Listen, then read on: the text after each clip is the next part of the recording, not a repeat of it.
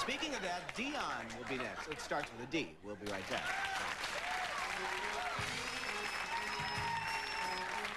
I guess eligible in 1998. Well, we'll look forward to I think Michael Jackson, 1994. Wow. So it's a... Because he started out when he was 2. That's true. So he'll beat Springsteen into the Hall of Fame. Dan asked at the beginning of the show, what was your first charted hit single? Well, first charted, I put a group called the Belmonts together, and we created this kind of vocal percussion style because we couldn't think of any words, honestly. So I got these 4 guys from my neighborhood. I said, Carlo, you got to sing bass. And the way they do that is you sing, Wella, Wella, I don't. And I say, excuse me? Wella, Wella, Wella. So you got to do this. You got to lean into the mic and say, Wella, Wella. Wella, Wella. And he said, I am not going to sing Wella, Wella. So we started with this thing that was called I Wonder Why. Know why I love you like I do. Know why I do. Don't know why I love you. Don't know why. Not bad. Not bad, Kevin. But can you do Wella Wella? That's the key to success. You So know, that was the one. back then, rock and roll didn't exist. It was just starting to perk in the streets, you know, starting to, on the dawn of creation, so to speak. First show I did was with Alan Freed. No, it was about the 3rd show. And Gene Vincent, Chuck Berry, Eddie Cochran, and the Isley Brothers closed the show. And during the finale, these guys used to rip up the stage, man. They'd spin around and do splits. And an Italian kid from the neighborhood, that looked so cool to me. So in between shows, I ran upstairs, shut the door, got in the middle of the floor, spun around, did a split. Yeah? Now, one thing a short, squatty Italian guy shouldn't do is spin around and do no splits. Because I haven't been able to walk the same since. You see the way I came in? But I sing higher. Yeah. Would you bring your... Oh, yeah, I got my guitar here. Just feel free at any time to... Well, I need a guitar thing. I think that's the guitar technical term, yeah. The Wanderer, was that your biggest seller, singles? Yeah, that was one of the biggest, yeah. Now, was the flip... Now, I was a disc jockey in the 60s and 70s. I played a lot of your stuff. Was the flip side of the Wanderer the Majestic? You're going to get me. No, you don't know. You know, I forget. I think it was, because I have 2 brothers, and the younger of the 2, my brother Bill, used to listen to that and misunderstood the words, and the lyrics went, the Majestic, and he thought you were saying, come on, plastic, and he would sing that. I'm sure he's thrilled that I'm telling this story. So I wondered if for my brother you could just do the come on, plastic version, and I know he would... Come on, plastic, come on, plastic. I said, yeah. That's good, thank you. Well, he'll be happy to hear that. Do people ever say to you, look, Dimucci, you're a grown man now, and it's enough of this rock and roll stuff, you know? I'm a diehard. I tell you, I've always kept rock and roll as my music because a lot of the guys my age, they kind of flipped off into the Tony Bennett's and Robert Goulet's. Not the kid. I went from Bob Dylan to Eric Clapton to Bob Seger, Bruce Springsteen. I listened to John Hyatt. Now, you know why? I started out in the Bronx, New York City. There was this guy named Willie. And he would sit on the stoops on those hot summer nights in August when the fire hydrant was spraying the streets and cooling everybody off. And this guy would sing. I didn't know where it came from. He'd sing, going down the road, stop the Fannie Mae. Gonna tell old Fannie, heard her boyfriend say, stop me talk. I'll tell everything I know. I'm gonna break up the signifying. Oh, Lord, somebody's got to go. I said, what is that? Caught your attention, huh? I love a girl and Ruby is her name. You know, I just No. took, oh, I said, that just put me on the road. Would you help us out with something? We have, you know, we do a 90-minute show here, and we like our audience to be comfortable, and it's a long time to sit and watch, so we're instituting something this week where we're letting the people stretch, and we have a little entertainment plan for tonight. We're going to do a little, if the audience could stand. Dion, could you come out center stage with me and just help, bring your guitar if you'd like. Folks, stand up and relax here. I mean, it's a long show, and we want you to be comfortable. Now, oh, you look good. Yeah. All right. Now, what I'd like you to do, since you're all up there, would you all put your right arm around the person to your right? Just do that, all right? Okay. Everybody spin around and do a split. No splits. Now, we're gonna ask you to sway back and forth. We're gonna do this song to the tune of 99 bottles of beer on the wall. You familiar with that? All right, there are cue cards for the audience. Let's follow along as we go to commercial and relax. Ready? 34 minutes of show left to go. 34 minutes of show. We'll kill some time singing this song. 33 minutes of show left to go. 33 minutes of show left to go. 33 minutes of show.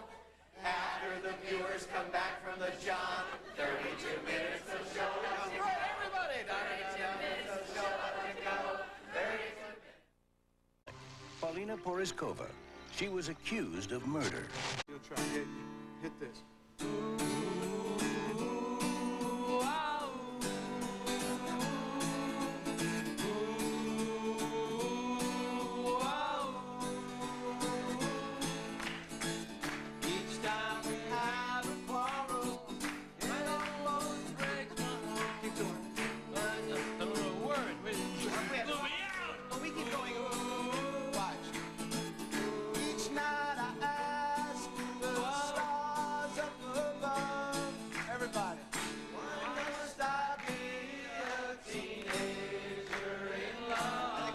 Right there. Nice go. You know,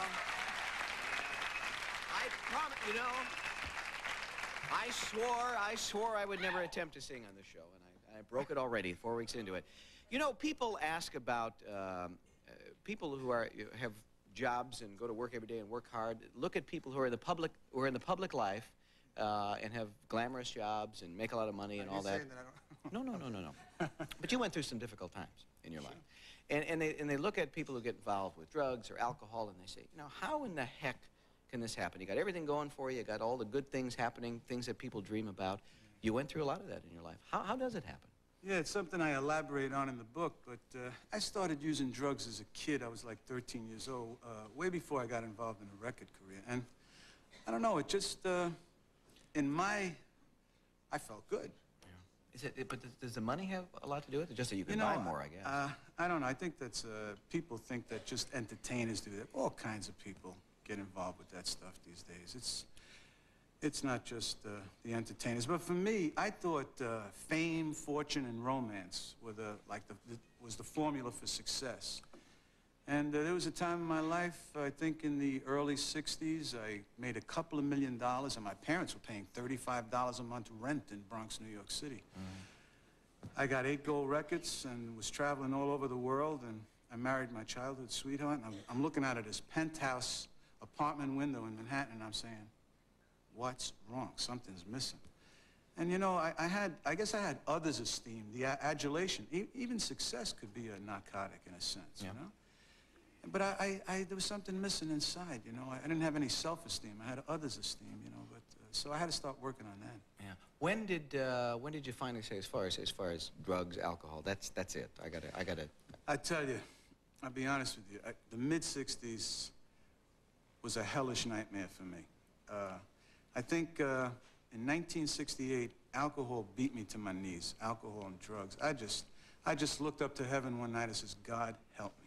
And he did. I haven't had a drug or a drink in over 21 years, you know. And Good for you. Good play. Is this the album you're working on? Or is this going to be out there? yeah, that's What's this? Tell us about this that's little guy. well, you know, I decided to do a concert at Radio City Music Hall, and the thing sold out 2 nights in like 90 minutes, and the people were so encouraging, and it was such a, what it did that night, this is about 1.5 years ago. For me, what happened that night, and see, I hadn't sung these hit records in like 15 years. I had just put it on the back burner. I was raising my children. I have 3 beautiful daughters, and I'm still with the wife I started out with, which is rare. And So that night was...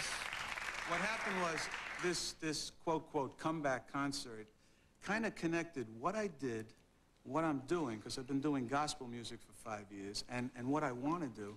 And, you know, it was a wonderful, magical night for me. Arista Records came over to me and said, Dion, you sound great, you're singing better than ever, you got a lot to say, we think, would you do an album for us? This is the album. It'll be out in a month. I did it with an English rocker called Dave Edmonds. Oh, yeah, sure. Great. Dr. Rock and Roll, this guy, we had a ball. Look forward to hearing. Listen, we're going to go to commercial. Could you do a little bit of The Wanderer as we go to Yeah. commercial? All right. Dion. Oh, I'm a type of guy, likes to roam, never in one place, roam from town to town, find myself, for girl, I've been in that car around, I trip around the world, I'm a wanderer, I roam around, and you know I let flow on my left arm, Mary on my right. Jada is the girl, I'll be with her night. Little girl asked me when I love her best. I'm helping my shirt, show a rosy on my chest. I'm a wanderer. I get around, round. Hey, I roam from town to town. I go through life without a care. Half there drive around, be set. Got my 2 feet of mine, Jackson. I'm going nowhere. Lifted down strand. Thanks, Dion. The Pat Sajak Show, sponsored by Nabisco Shredded Wheat. The ready-to-eat cereals with no added sugar and no added salt. Just 100% whole wheat and nothing else.